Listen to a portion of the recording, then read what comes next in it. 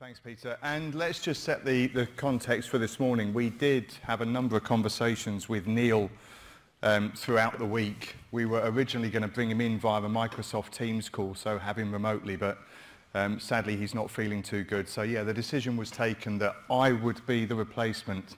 Lucky you guys. And I think what actually happened was I was on my phone when Joel was talking about it and I didn't take the step back. So there we go. I know some of you in the room, and I think on behalf of Microsoft, the first thing I'd like to say is thank you for having us at this event again. I moved into education. I actually missed the event last year. I moved into the education team just over 18 months ago, so this was in planning and execution. And I've thoroughly enjoyed it. I'm the modern workplace lead, so I look after Windows 10, Office 365, enterprise mobility, cyber security, top topic I know in the room, and also governance and compliance. So yeah, it's an absolute pleasure to be part of that team. What I want to do is just cover off some of the stuff that you already have. This isn't a Microsoft sales pitch. Let's be really clear about that. I know you'll find that a surprise, but what I want to focus on is how do we help you leverage the tools that you've already got in a lot of the software that we provide, and also how do you download some of the apps that we're pushing and driving to build a more inclusive environment and a more easily accessible education workplace. So this has been a journey, a very long journey for Microsoft. There are some very key top table stakeholders in this discussion, including Satya himself, who has some personal experiences around accessibility and also disability. And if you look at what we've tried to do through the life cycle of all the software that we've developed, is nurture and build in the tools that really help software become more accessible. But it's a journey that never stops. Let's be really clear on that. It's a journey that never stops because the more we learn, the more people want to help us refine the experiences, so the better we develop the software. And I think it's the one reason why we are such proponents of the cloud, is because if we move away from software that's loaded onto desktops and gets revised every 3 years, we can bring that right back to regular updates where we've learnt how we can improve software, where people have fed back to us how we can improve software, and really build that into the applications that we put into the various suites that we do. So in essence, what we've had is a real cultural shift. We've had Satya at the helm for nearly 5 years now. Phenomenally different character to Steve Ballmer. Steve Ballmer was very energized, very in the room, very let's make it happen. Satya is a much more pragmatic and considered approach, and you can see that from some of the people that he has on his leadership team.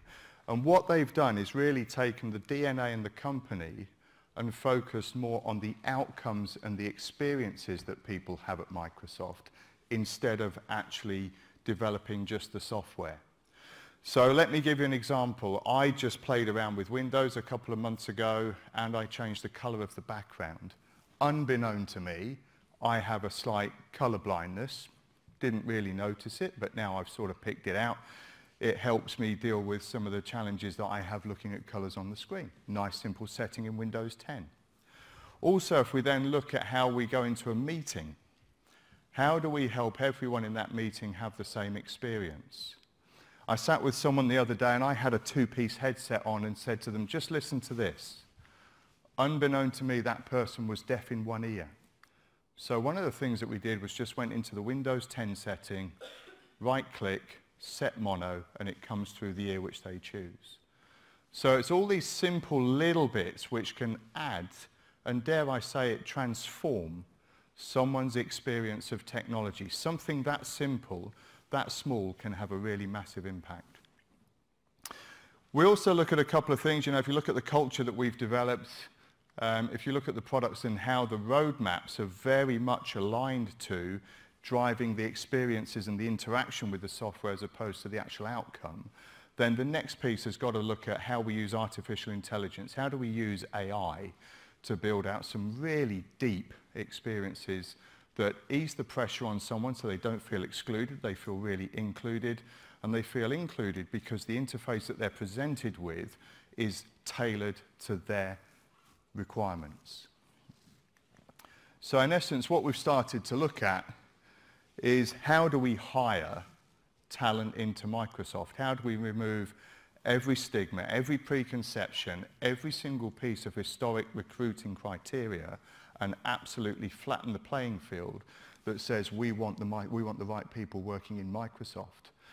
We have found tremendous benefit from recruiting autistic people into development roles. They think like no other people. They develop software incredibly rapidly, but also they develop software incredibly accurately. But once they leave that safe environment of developing software, how do we make the rest of their experience at Microsoft really accessible and inclusive? How do we help them read emails in a manner that they need to read them? How do we help them do things in a manner that they want to do them? And how do we tailor our software to really bring out the best in people? So I've noticed a real difference. You know, there's been a real difference in the way we position our software. We position it to everyone on the planet. And we position the interface to everyone on the planet because they can tweak and make changes as to how they want to work with it. So in essence, changes in development programs, changes in recruiting programs. There's been a huge growth in hacks, hackathons, things to get things done. It's amazing how much of our core software now, the refinement of that core software, comes from focused hackathons with skilled people that have a real passion about solving a problem or making something better. One of the translator projects actually came out of a garage project, a hackathon, and it is now the underpinning technology blended with Skype Translator that's been around for years, blended with some of the other engines that we've had. All of that has been brought together into the underpinning technology, which is really putting Translator in a lot of the products that we have. But again, coming back to where that really started, that was from a group of people who had certain requirements to make their workplace environment way much more exciting and way much more beneficial to them. So inclusive by design, that's one of the key drivers about how we're delivering software. And one of the things you're going to get fed up with me saying through the next 35 minutes is this. Please consider, please consider the update cycles that your organizations are putting out onto the desktops.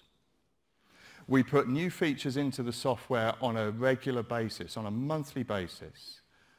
And we would love everyone to take benefit from all of those features that we're putting in. But if we're looking at software cycles that are 6 months, 12 months, 24 months, we're sort of not giving the people the best tools that you have access to.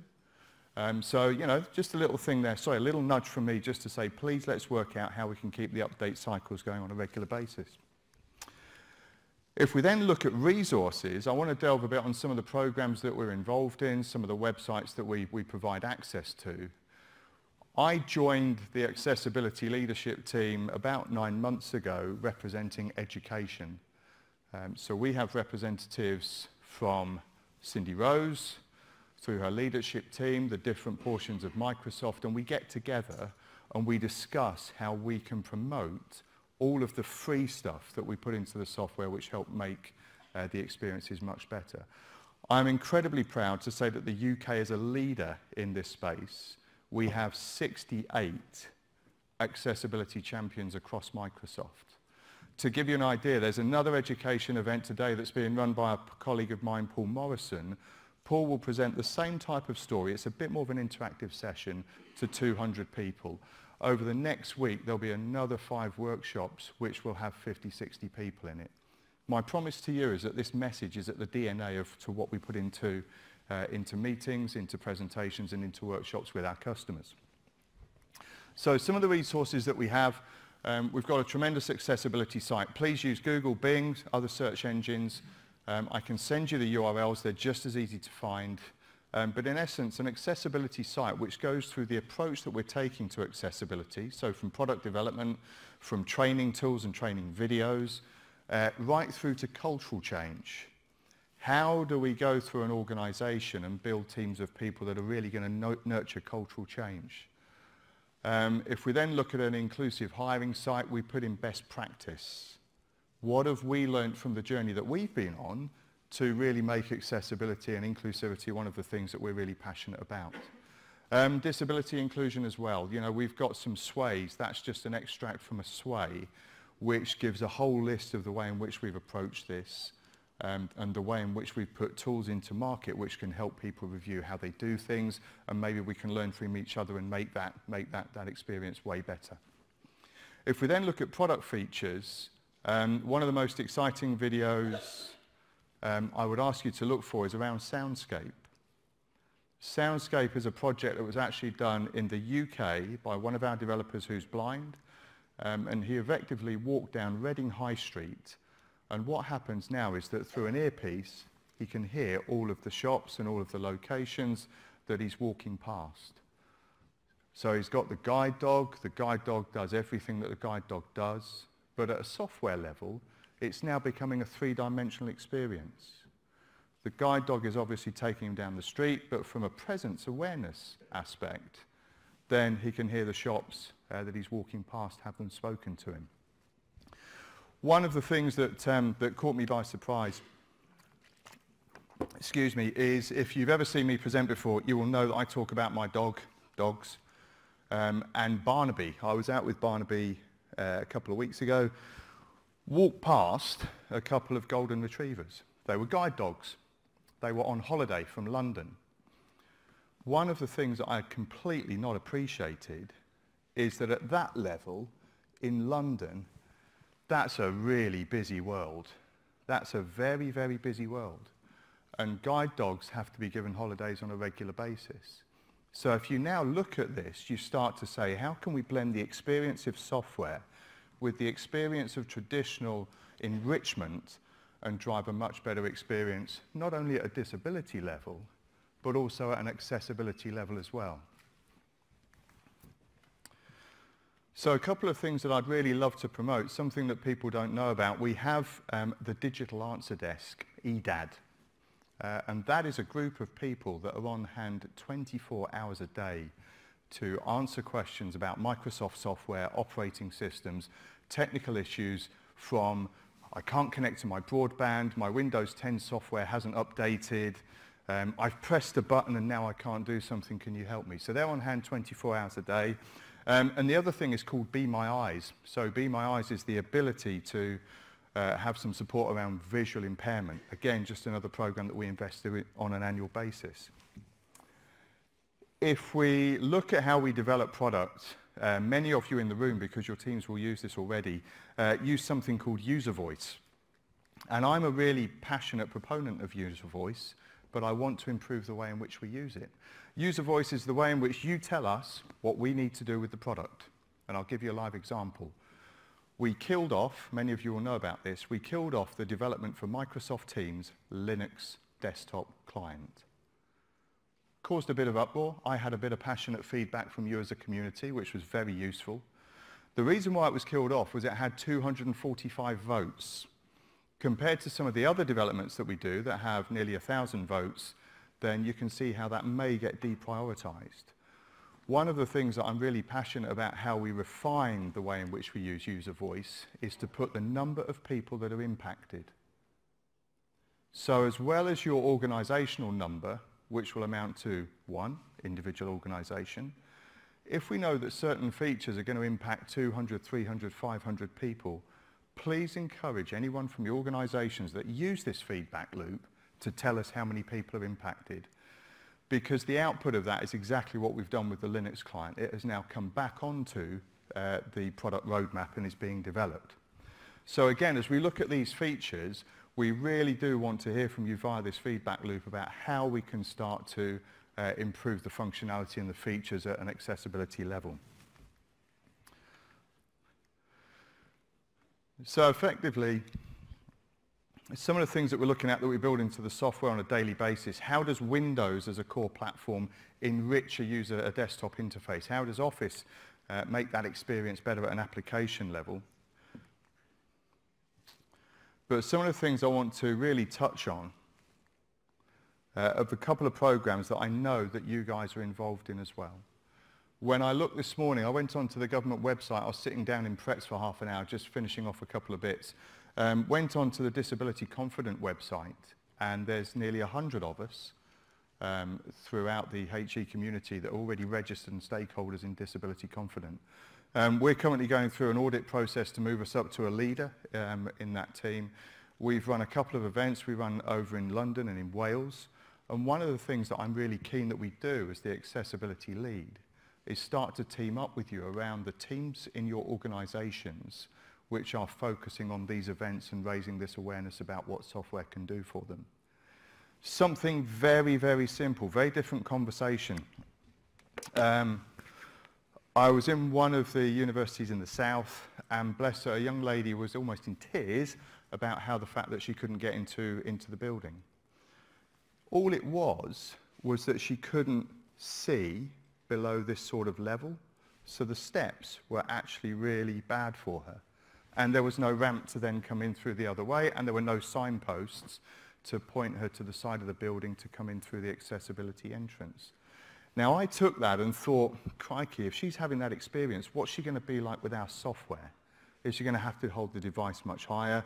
You know, are we going to drive an enriched experience for that as well? So, you know, I never stop learning from you guys and from students about the things that we should really be taking back, okay? What are we doing on that front? We're doing a lot around eye tracking. We're doing a hell of a lot of work around eye tracking, how we build that functionality into Windows 10, into the Microsoft Surface. How do we leverage the cameras? How do we make the cameras richer in those devices so that they can actually have inbuilt functionality to do that? I was lucky enough a couple of weeks ago to sit with the heads of Made by Dyslexia. Unbeknown to me, I was in a room of 9 people. Unbeknown to me, 3 of my close colleagues have dyslexia, experience dyslexia. That's the way they learn and interact. I took the test last night and the results were really interesting. So I think even when you're sitting with colleagues and people that you work with on an everyday basis, you're always learning about something that can help make their experience much better. And they're a very passionate team. We've done a couple of meetings and presentations with Made by Dyslexia. It's an organisation that we sponsor in a way, so we'll be working a lot closer with them as well. So again, how do we as a community start to join these dots and work together to really drive these programs? Something that I really do want to promote very heavily to the team in the room, to the organisations in the room. We have a fund, $25 million, that can be spent on developing, building accessibility focused applications. There's 2 really key words for me on this slide, probably on the next slide, in fact we'll come to it. It's around improving technology, it's around driving knowledge, it's around partnering. So what we're seeing is this fund used for things that can improve people's experiences. So the ask that I have is that this is open to academics and researchers. Please, please, please help us make sure the UK spends the majority of this money on driving accessibility projects. So again, it's there. It can be used by researchers to go away and do some research and come back. We've had a couple of internal people at Microsoft promote their own things because of their experiences with their children, so they've used some funding in that way. But again, it's open to all of us. So details to follow, but please make sure that we're putting in our applications. The way in which you do it is that you simply apply for the grant. So what are you going to do? What are you going to develop? What's the need you think you're going to satisfy, the problem you're going to solve? And then effectively it will go through an approvals process, and we can help. You know, if we think that it's a really valid cause, then let's look at how we can jointly do submissions and make these things really work.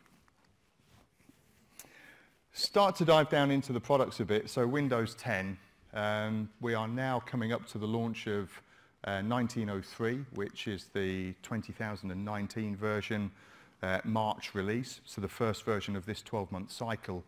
And I've been running it for a few months, and there still continues to be refinements about how accessibility opens out the settings within Windows 10. But in essence, you know, looking at how we can improve the visual experience, the hearing experience, the physical experience, and also the cognitive experience of our software, then there are a team of developers who are ensconced into the Windows development team. If we'd have looked back 5 years ago, 10 years ago, accessibility software developers at Microsoft would have sat over here and the core software developers would have sat over here. Now they are absolutely mixed together, and the accessibility team actually sit in the final approval stages before we launch software. So we have people using the software that help us get it launched as well. So if we look at what we're doing, these are just some of the features in Windows 10 which we've put in, which have really helped drive the accessibility story into Windows 10 as an operating system. High contrast, text enlargement, magnification. I wear glasses, as you can see, and sometimes even when I haven't got those with me, I can just do zoom and have a look at the text when it's bigger. So again, just the little features that are in the everyday operating system are there to be used for the right situation, for the right people. I was educated. Who's ever seen Hector Minto present? Anyone ever seen Hector present? He's the European lead for accessibility at Microsoft. I swear to God, he knows all of the shortcuts off the top of his head.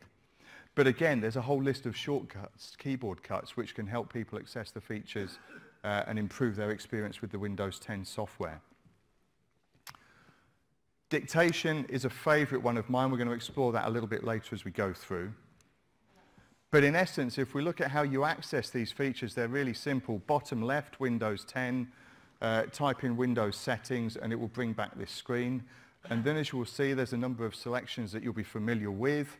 And then ease of access is really the one to choose. And if you click on ease of access, you'll get presented with this menu of how you can refine your experience. My wife teaches at one of the Guildford colleges who are now part of Activate Learning. Very different sector, very different experiences. But one of the things that really hit home to me is that she has 2 deaf children in her class, 2 deaf students, and they have a signer who stands at the front of the room, and they are high needs learners, so they have ALS as well. So effectively, there are 3 people in the room looking after this team of students. Everyone's being subjected to budget cuts, do more with less. So she's now lost the ALS. So you can imagine what's going to happen. Is that person going to have as rich an experience? Absolutely not. So I've been in and just sat down with them and shown them some of the features in Windows 10. And it's incredible how you really get that feedback. I was on a call sitting in Pretz with the team that I'm part of. So the Modern Workplace team that sit across Microsoft. There's actually 101 of us who look after all the vertical markets. We're doing some work with one of the government departments who are just about to roll out Skype for Business. If I had a plea for this sector, I would ask you not to roll out Skype for Business. If you've rolled it out, I would like to work with you to work out how we can get you to Teams. If you're thinking about rolling it out, I would like you to stop. And I'd love to meet with you and work out how we go to Teams. Because the crowning glory for me was the call this morning. Person in a government department, Skype for Business. We went in and did a Teams demonstration, which was really replaced by the phone system element of what's going on in that organization. Unbeknown to anyone in that room, that person was actually severely deaf. He'd covered it up for so long. And they put closed captions on the screen, and you can just hear the passion in the sales guy's voice about how it flipped the experience for that person with our technology. So again, you know, please think about the software that you're rolling out in our applications. If that's come across really badly, I apologize, but I'm very passionate about how we get you to the best of what we do. There are a ton of accessibility tools in Teams which improve the experience. It's a quantum leap forward compared to Skype for Business, and we really can help you with some transitional journeys as well. The reason why we're passionate about that is because so much investment not only goes into the core product, but it goes into the accessibility tools that sit within Teams as well. So in essence, you know, looking at how we can come back up to the operating system, get the best out of Windows 10, there's a ton of resource on Microsoft.com/accessibility which really give the shortcuts, they give the experiences and how we can refine those with Windows. But again, another passionate plea. Windows 10 is a 6-monthly life cycle. I know that there will be applications that stop you guys keeping up to date with the releases that we put into market, but please just consider how we can keep them as up to date as possible, because we're putting more features into the software that help people do more, And it's really the accessibility pitch and the accessibility story and the features is something that we continue to invest in at an operating system level. If we then look at Office, tons of investment going into Office around accessibility. Comes back to the same story. It's moved from being a 3-year package product to being a monthly update product as well.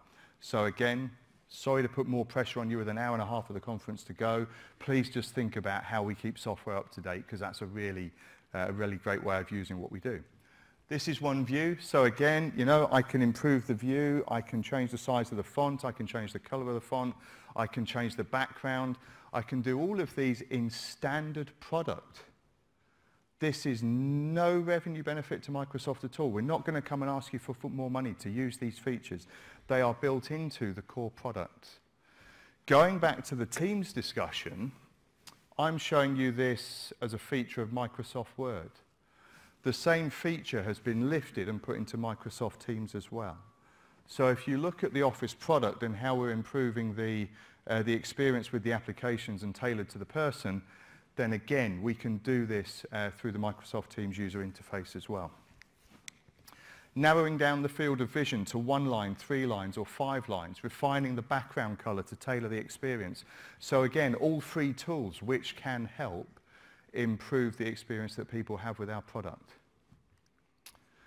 We look to partners to really put a wrap around what we do and to make sure that they bring out the best of what Microsoft does and helps you get the best out of Microsoft does.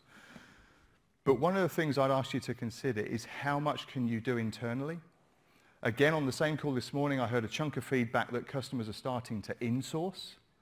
I heard a great piece of feedback from one of the universities that said you've been through 3 life cycles. You've been through outsourcing, you've been through insourcing, and you're now looking at right sourcing. So this could be one of those areas where, in fact, Windows 10 can take a lot of stress. The update of Office can take a lot of stress away from the business because we can do it naturally. And we can actually push these new features out and work with you to ensure that people are getting the right experience with our software. If we then look at how we can change the color backgrounds, I love this one because, again, a little bit of color blindness. I find certain backgrounds better than the others. But again, if you go up to the toolbar in Word, then effectively what we're doing is we're adding more page colors. I think, if I'm correct, only 6 months ago, this was a color selection of 4. So again, we continue to improve the amount of colors that you can pull on and use to actually enrich the experience with the software. Again, if we look at Dictate, I love Dictate. Who gets a lot of emails? No. Right, north of 20 a day. It's 20 an hour, Ian. What the hell are you talking about? Yeah. You've had 200 since we've been sitting here, haven't you? Dictate. Sitting at home, fingers are tired, eyes are tired, Dictator software. I know the man at the back of the room does it. Joel definitely does it. So I know that when I get an email from him after 10 o'clock at night, he's probably dictated it. Okay? But again, it's a great way of just switching off from the way in which you're using the software. There's no accessibility differences. I can still type my emails, I can still send them, I can still read them back, but I just choose, as an individual, to type and speak at a time that suits me. So again, it's built in. You'll see all of these features coming into the toolbar. The final thorny topic. The toolbars do change. I'm sorry. I'm sorry, the toolbars change. But please bear with me, because you're not going to tell me that when you go into the Apple store or the Android store, you're going to do 6 months of due diligence around the next version of bookings.com because the booking app has gone from the right to the left. You download the update and just use it. So again, we will move things around. That's based on anonymized telemetry, where we've seen mice go around the screen. We've made an aggregated decision that says, do you know what? 80% of people actually go to the left before they go to the right, and then they click on the icon. So let's move the icon to the left because it actually makes it easier to use. So there is a bit of that goes on with our software and our software development as well. But please try Dictate. Who's used Read Aloud? Anyone use Read Aloud? Great, thank you. A few in the room. Please, please, please have a play with Read Aloud. Go into Edge, right-click, Read Aloud. It will read anything back to you. If you go into Word or if you go into Teams, you can go to the accessibility choice, click on the button, hit play, and it will read it back to you. There's a better choice of voices now, and it will continue to improve. But again, you can break down the word types, you can break down the line spacing, you can break down the line focus. Again, just a tool that's free of charge and built into the software suite. Do a lot of work with Flipgrid as well. Subtly different, I know, but just an example about how we work with people to integrate software and work with software providers as well. We're doing a ton of work with Moodle. We're doing a ton of work with Turnitin. We're trying to do some work with Blackboard. We're trying to do some work with Canvas. Again, how we can take their software, embed it behind the scenes and leverage the user interface that we put into the software as well. One of the things that really stuck out for me, before I move on to this one, is that Moodle were really open with us. If you go onto the Apple Store, they were very cognizant that their mobile app was scoring around 2.6, 2.7. The Microsoft Teams one was scoring around 4.6, 4.7. It made a natural fit. It made a really natural fit for us to work with them and bring their software in behind, so that if someone wants to bring their coursework from Moodle, then we can use the accessibility interface within Word and within Teams to refine that experience for them much, much further. The periodic table of accessibility. We like our periodic tables. We don't tend to do them. It tends to be the partners that do them. But this really shows you about how the features are pervasive through the different applications that we develop. And again, this continues to get richer. So if you're looking for a good reference point, this will be available in the slide deck that I provide afterwards to the organisers. If we then look at some of the legislation that's coming along, I think we're all going to have a bit of fun with this about how accessibility plays into what we have to do on a daily basis. We've taken some software that we developed called Accessibility Insights, and we've open sourced it onto GitHub. So again, you can go and use our software for free just to do an accessibility check on websites, on documents. We're all going to be thinking about this, we're all going to be thinking about the new legislation, but again, it just gives you that feedback loop with a free piece of software that can help you just decide how close or really what needs to be done first in the order of prioritization. This is some of the feedback we get, run through the checkers, use the built-in text styles that we put into Word. There's a really rich list, and a ton of those are put in there to really refine the accessibility experience for someone. Make content easy to navigate. There'll be some feedback around as you click on the accessibility checker. It will tell you what you could potentially do to improve the experience. Label pictures, simple hyperlinks, change the text just to a nice simple hyperlink, and then put a title onto the picture. Sounds really easy. Putting a title onto the picture that you embed into a Word document is actually being pulled from the Microsoft Cloud. So it's an example of AI and how AI is helping analyze the pictures that you're putting into Word documents and giving you the alt text to support that document. And something that I've really learned, I love my colours in spreadsheets. Use colours potentially, but also use naming as well. Apps. SATI is driven by AI for good. You'll see our president, Brad Smith, do a lot of positioning around the risks and the rewards of running artificial intelligence and using artificial intelligence. I can guarantee you, how many people are on Office 365? Thank you. I guarantee you on a daily basis you're using artificial intelligence at some point through that suite of applications. We are pulling all of the learnings from the Azure cloud, from the Office 365 cloud, and we're really helping promote things or make things happen that start to improve what we do. One of the things for me, I mentioned Danny, my wife, earlier. She has had to rewrite a load of course content because the PowerPoint backgrounds are out of date. If, like me, you are the traditional PowerPoint author, you spend 1 hour 59 minutes on the background and a minute on the content. You're going to be different, I know. But in essence, what we now have is a really rich list of templates that are analysing the text that you're typing in. So for instance, management report, finance report.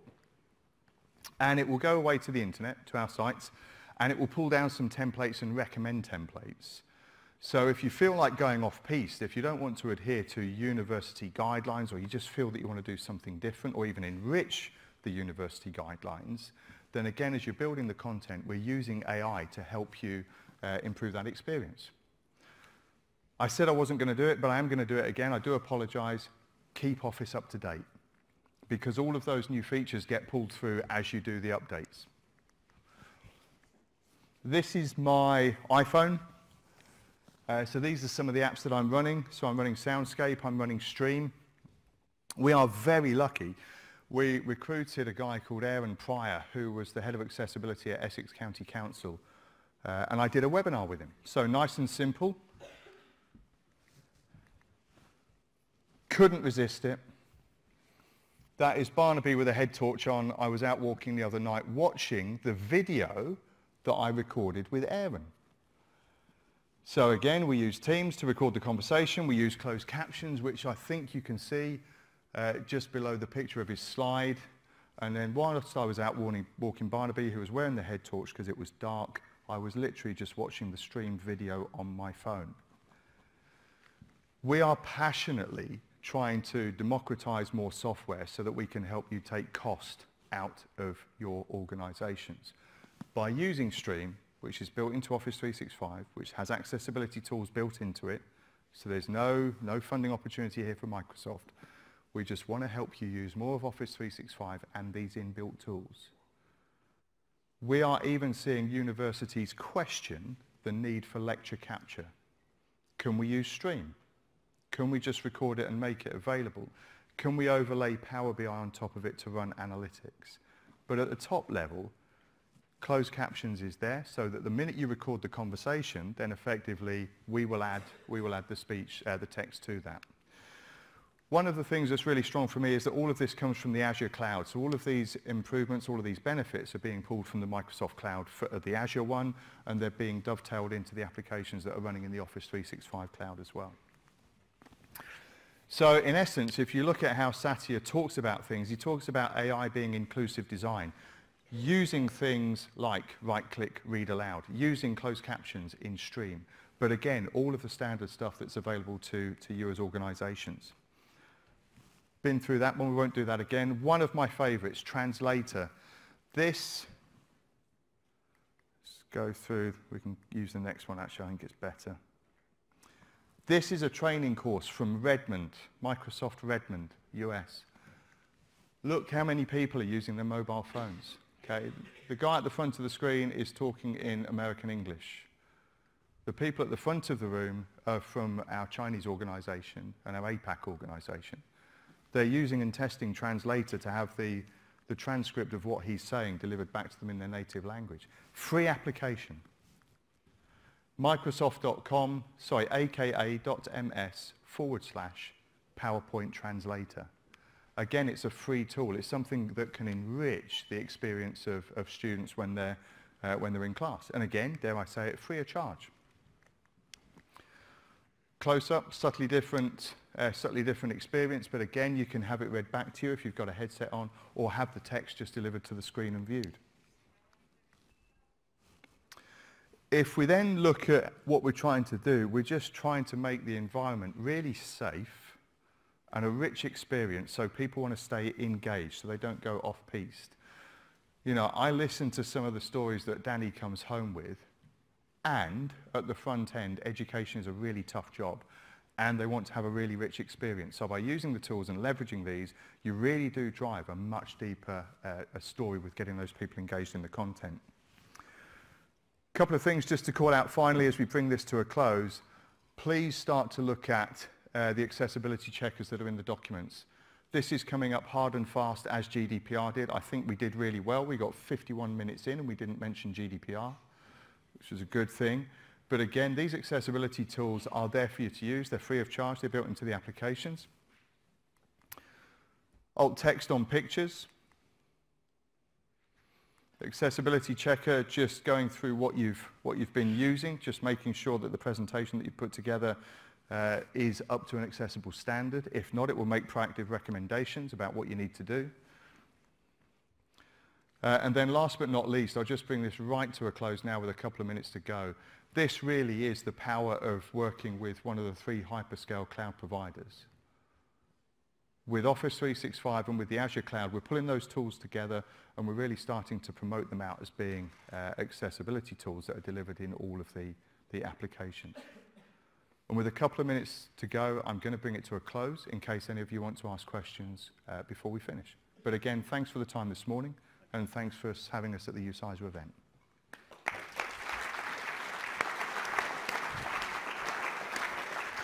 We probably have time just for one question, so if there's anybody have a question for Ian. So thanks once again, Ian, for stepping into the breach at the last minute. Thank you for letting me go completely off-piste. Really appreciate it. We have a question back there.